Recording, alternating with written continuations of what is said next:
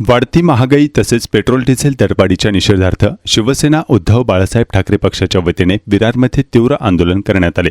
Virar railway स्थानकासमोरील मुख्य रस्त्यावर शिवसैनिक आणि महिला आघाडीच्या कार्यकर्त्यांनी चूल मांडून स्वयंपाक करत केंद्र व राज्य सरकारच्या धोरणांविरोधात संताप व्यक्त केला। शहरप्रमुख उदय अरुण जाधव यांच्या नेतृत्वाखाली झालेल्या या आंदोलनात सरकारवर प्रतिकात्मक स्वरूपात चाबकाचे आसूड ओढत निषेध नोंदवण्यात आला। वाढत्या इंधन दरामुळे सर्वसामान्य नागरिकांचे आर्थिक कंबरडे मोडले असून जीवनावश्यक वस्तूंच्या किमती गगनाला भिडल्याचा आरोप आंदोलकांनी केला।